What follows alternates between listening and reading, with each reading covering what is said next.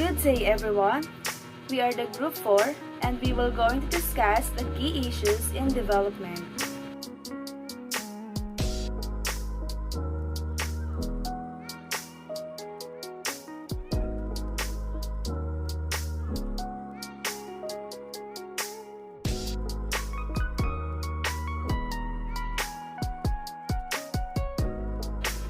So what do you mean by key issues of development?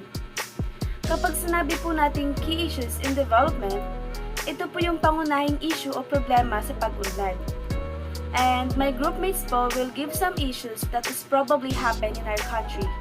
So, let's begin!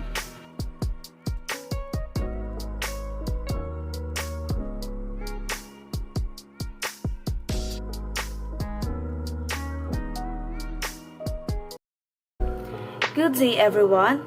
I am Christine Salvano from Bachelor of Public and Administration, Section D 2019. I am here to discuss the one of the key issues in development, which is the poverty. What is poverty? Poverty is the state or condition in which a person or community lacks the financial resources and essential for a minimum standard of living. Poverty means that the income level from employment is so low that basic human needs can't be met. Poverty-stricken people and families might go without proper housing, clean water, healthy food, and medical attention. Each nation may have its own criteria for determining how many of its people are living in poverty. What is poverty and why it is a problem? Poverty entails more than the lack of income and productive resources to ensure sustainable livelihoods. Its manifestations include hunger and malnutrition, limited access to education and other basic services, social discrimination and exclusion, as well as the lack of participation in decision-making. What causes poverty? This might seem like a no-brainer. Without a job or a livelihood, people will face poverty, dwindling access to productive land, often due to conflict, overpopulation, or climate change, and overexploitation of resources like fish or minerals, puts increasing pressure on many traditional livelihoods. So yun nga po, yung kahirapan po ay isa po sa mga problema na kinakaharap ng mga Pilipino. Ito rin po isa sa mga problema na hindi matapos-tapos at hindi rin po mabigyan ng mga solusyon. Like, yung isa din po sa mga sasanhi ng kahirapan ay ang pagkakaroon po ng mababang antas ng edukasyon. Bakit po? Kasi po marami po yung nagsasabi na ang edukasyon po ang ating puhunan para sa kinabukasan po. Ngunit marami din po yung mga hindi nakapag-aral dahil nga po nagkakaroon ng kakulangan sa pera na ipangbabayad sa mga matrikula or papasukan po nilang paaralan. Yung parang po yung na-provide po nilang pera is yung pambili na lang po nila ng pagkain kaysa po sa ibang aral po nila. Ganun po kasi yung mga mindset ng ibang mga kabataan ngayon. Lalong-lalo na po ngayong pandemic is parang mas pinipili po lahat ng mga, ay hindi naman po lahat, ng mga estudyante po na magtrabaho na lang po kaysa po mag-aral. And yun po, ang ibang mag-aaral naman po ay nagtatrabaho habang nag-aaral. Ito rin po yung nagsisilbing tulong nila sa kanilang mga magulang at para din po matustusan yung kanilang sarili para makapag-aral. Yun nga po, pero yung ngunit yung iba po ay mas pinipili nilang magtrabaho na lamang dahil ang kanilang kinikita sapat lang po para sa kanilang pangangailangang araw-araw at kulang pa para sila ay makapasok sa paaralan, which is ngayon naman po hindi naman po tayo pupasok sa school kasi po online class, pero yun nga po naintindihan naman po natin yung iba po is hindi naman po kaya na ay wala naman pong wifi or ano na pwedeng gamitin sa pang-online class. So, nagde-data po sila. Andun pa din po yung parang budget na sa pagluluto.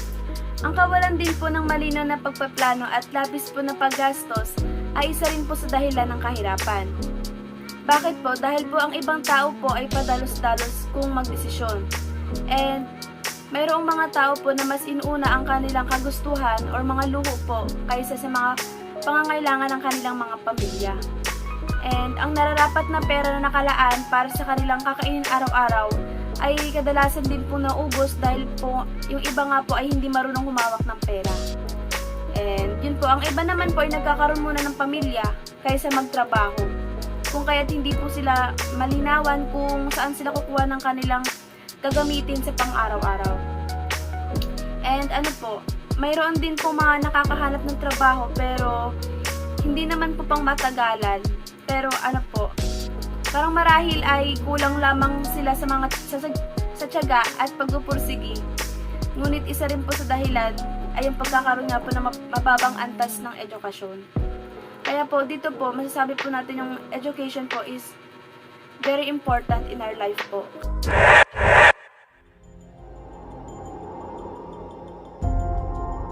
This is Innocent, a newborn baby in Zambia, one of the poorest countries in Africa.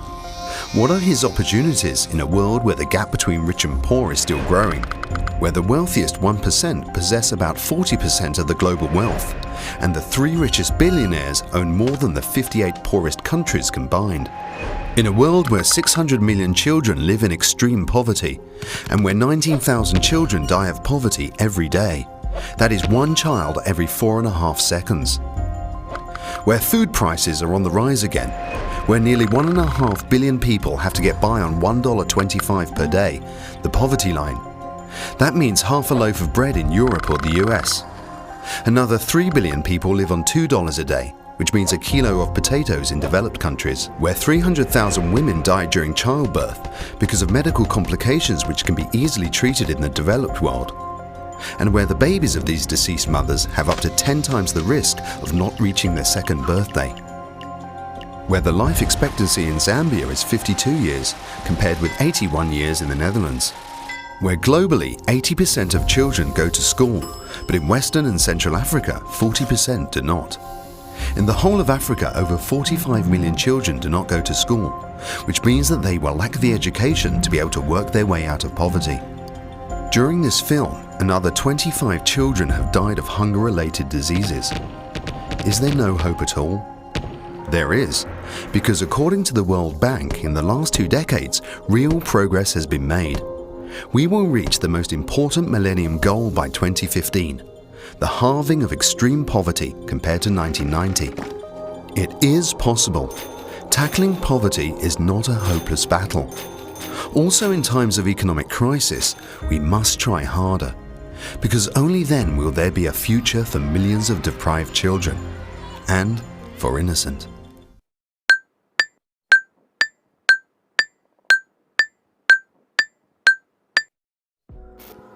Poverty has often been pictured as attributable to the individual who made the wrong choices in life, who is not fit for the world of work, who failed to seize the opportunities, who does not deserve help.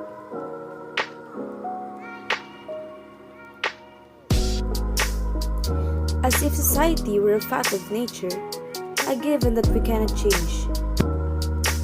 This has a number of perverse consequences. It leads to individuals in poverty feeling shame and becoming invisible in society.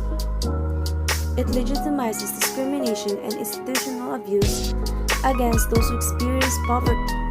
It gives the wrong impression that only a tiny share of population is at risk of poverty, and it reserves support to the deserving poor, while others are denied help. But poverty is really not a failure of an individual. We should see it instead as a failure of society.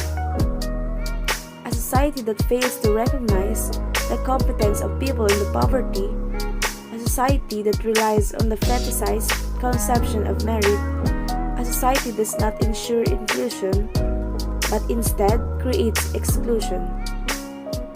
A society, in short, that imposes uniformity rather than recognizing the value of diversity.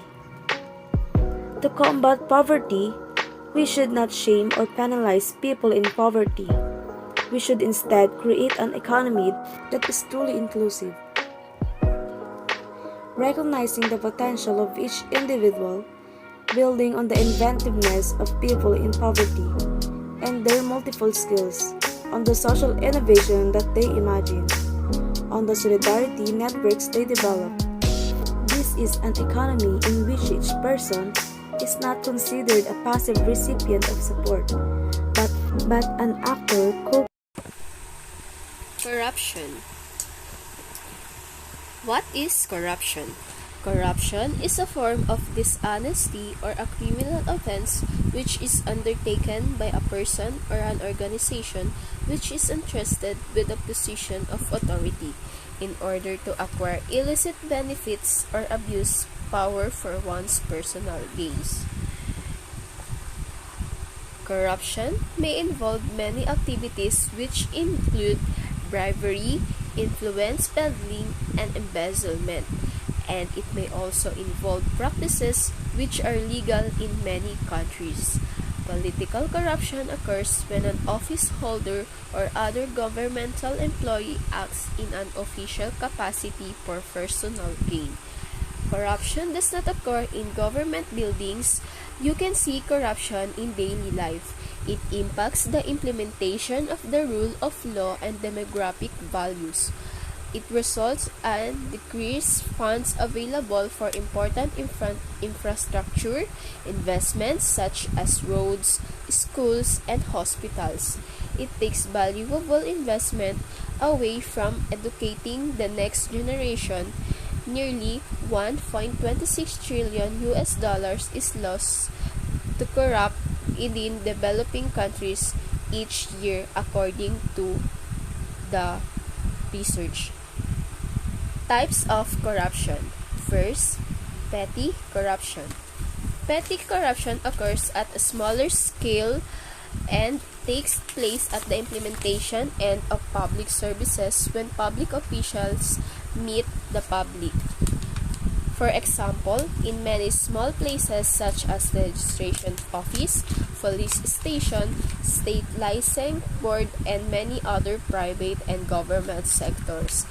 Petty corruption includes such acts as paying undue fees to see a medical doctor, to get seat in a public school, to go through a checkpoint and obtain professional promotion, or a transfer from a locality to another, or for a judge to reverse a court judgment. So next is grand corruption. Grand corruption defined as corrupt occurring at the highest level of government in a way that requires significant subversion of the political, legal, and economy system. Such corruption is commonly found in countries with authoritarian and dictatorial government, but also in those without adequate policing of corruption. For example, government officials who embezzled money meant for the realization of public projects or the increase of the salaries of lawmakers to legislate in the interest to an individual or a group of individuals. Conspiracy with impact assessment official to award non-environmental friendly projects to extractive industries. So, effects of corruption. First, undermining the Sustainable Development Goals. The SDGs are comprehensive and their susceptibility to the undermined by corruption is unsurprising. It entirely conceivable that a better and more sustainable future for all often runs counter to the interests of a few can be derailed through many forms of corruption. Under conditions of diminished state capacity, nations fail to eradicate poverty, address hunger, secure good health care, and high-quality education for their citizens, guarantee gender equality and other human rights, reduce inequality. Next, economy loss and efficiency. Beyond deadweight economy loss, there is economic inefficiency to consider when jobs or contracts are given to people or companies who offer bribes or share a personal connection. This occurs to the detriment of competition. The result is that more qualified candidates and firms are turned down. The more widespread such practices are, inefficient the economy becomes. Corruption in developing countries may cause underdevelopment. So, corruption is a simple meaning it is an abuse to entrusted for private gain. Whether it is paying a bribe to access public services like healthcare and education, or whether it's money laundering, schemes involving billions and dirty money. What important is how corruption affects you and the cause of corruption can be. Corruption also reduces your chances for a healthy environment and sustainable future.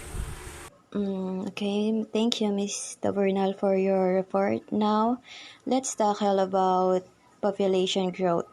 Population growth is the increase in the number of humans on Earth. For most of human history, our population size was relatively stable. But with innovation and industrialization, energy, food, water, and medical care become more available and reliable. Population growth affects the development. Population growth increases density and together with rural-urban migration creates higher urban agglomeration. And this is critical for achieving sustained growth because large urban centers allow for innovation and increase. What are the pros and cons of population growth? Pro means keeps viable population of a given species in humans at least can produce a great deal of wealth. Cons, in short, disadvantage, overpopulation can lead to overuse of resources and eventually collapse of a population by starvation. Hello, I'm Emmanuel Sisilos, and my topic is all about COVID-19 pandemic. What do we know about coronavirus? Coronavirus are a large family of viruses. Some cause illness in people, and others only infect animals. Some coronavirus infect animals, then spread to people, and then spread person to person, such as MERS, Middle East Respiratory Syndrome, SARS, Severe Acute Respiratory Syndrome, Coronavirus Disease 2019, COVID-19. Common coronavirus includes some that cause mild upper respiratory illness like the common cold. What is COVID-19? Coronavirus disease 2019 or COVID-19 is a respiratory illness that can spread from person to person. The virus that causes COVID-19 is a new coronavirus first identified during an investigation into outbreak in Wuhan, Hubei province, China. Initial case patient reported visiting a large seafood and live animal market in Wuhan. In short po dito, mabilis makahawa ang taong may COVID-19 sa ibang tao. Ito po ang mga symptoms na may COVID-19. The impact of COVID-19 on the Philippines economy. In January 2020, the country's first COVID-19 case was recorded in by March, the country had been placed under a strict community quarantine restricting mobility and commercial activity. While this action delayed the spread of COVID-19, they had serious negative consequences for family income, jobs, education, food security, and business. Sa impact naman po ng COVID-19, hindi lang Pilipinas, buong mundo ay naapektuhan dahil sa COVID-19 na ito. Maraming nawalan ng trabaho, pati family incomes, nawalan din ng pasok sa eskwelahan, lahat estudyante, lahat na problema sa pagkain kasi paulit-ulit na lockdown. Hindi natin alam kung kailan makakagawa ng gamot para ma-prevent ang COVID noon. Pero ngayon, nagkaroon na ng vaccine at iba pang gamot para masolusyonan ang COVID-19. Next is Climate change. In fact, humans and wild animals face new challenge for survival because of climate change. More frequent intense drought storms, heat waves, rising sea levels, melting glacier, and warming ocean can directly harm animals, destroy the place they live and wreak havoc on people's livelihood and communities. So, napakalaking epekto po sa atin ng climate change. Kasi po, pwede tayong maaranas ng pag-ulan, yung tagtuyot, yung pagtaas ng tubig sa dagat, yung seguridad sa pagkain. Mas lalo na po sa kalusugan natin, mas lalo na po sa mga taong may hina po ang resistensya sa katawan. Mas lalo sa tulad din po ng mga katutubo na nakatira po sa bundok, yung mga may hirap po na nakatira sa ilalim ng tulay, sa tabing dagat, na pwede rin po silang magkasakit. Para po sa atin, malaki din pong panganib ito. Tulad po ngayon na maaraw po sa umaga, bigla pong uulan po sa hapon, na ngayon uso po yung ubo at sipon. So, isa po yun sa mga example. So, na pwede rin pong maranasan ng mga hayop or yung mga wild animals po, na tulad po ng lions, ng tiger, ng zebra, ng elephant, ng giraffe, na pwede po silang magkasakit ng dahil po sa climate change. Pwede rin pong makaapekto po ito sa hanap buhay din po ng mga tao na ginagamit nilang mga hayop, tulad po ng mga kalabaw, kabayo, at iba pa po, na pwede rin po sa mga alaga natin, na malaking epekto po ito para sa kanila, na pwede po silang magkasakit, at pwede na rin pong ito yung maging sanhi ng pagkamatay po nila. Yun lang po. Salamat.